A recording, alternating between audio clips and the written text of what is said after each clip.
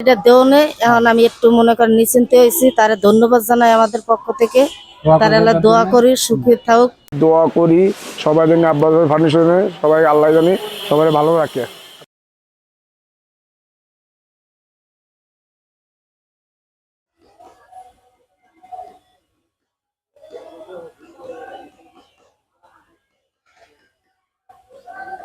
এটা হারিয়ে যায়, হারিয়ে গেলে আমি এটা দিয়ে তোমার যে আমার কাজের শ্রম, আমি এটা দিয়ে আমার পরিবার মা ভাই বোন সবাইকে নিয়েই চলি।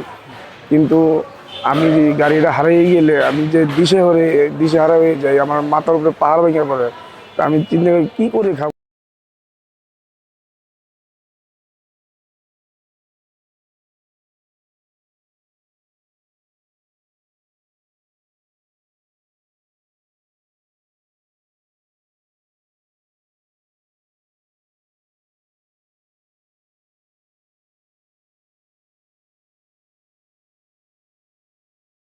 আব্বাস ভাই পরিবার থেকে সবাইকে আমি দোয়া করি সবাই জানি আব্বাস ভাই ফাউন্ডেশনে সবাই আল্লাহ জানি সবাই ভালো রাখে। আছে শান্তি হয়েছি। এতদিন খুব পোলাগুলি টেনশনে ছিলাম, কেমনে চলমু কেমনে খামু।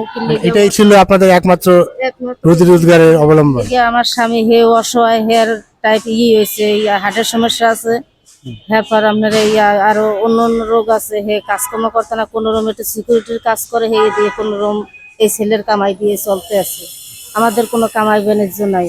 মেয়ে একটা সেনা হয়েছে, বিয়ে দেওয়ার আমার এখনো কোনো উপযুক্তি হয়নি। আমার টাকা পয়সা তেমন নাই যে আমি মেয়ে বিয়ে দেবো।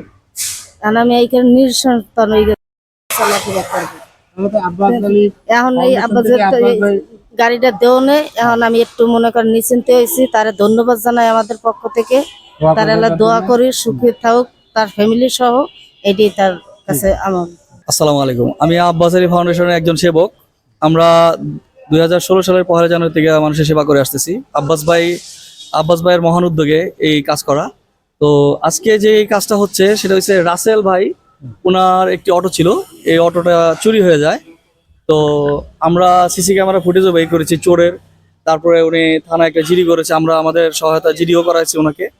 তারপর আমরা অটোটা উদ্ধার করতে পারিনি। তারপরে উনি লোক আব্বাস ভাই ফাউন্ডেশনের সাথে যোগাযোগ করে, তখন আব্বাস ভাইয়ের কানে এটা যায়।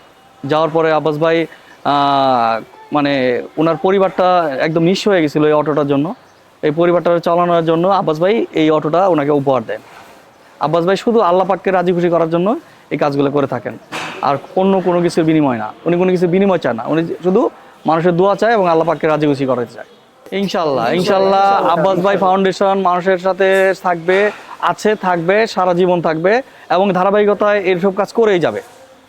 সমাজের সুবিধাবঞ্চিত মানুষের পাশে থাকবে, এছাড়াও বিপদগ্রস্ত মানুষের পাশে সবসময় আব্বাস আলী ফাউন্ডেশন থাকবে।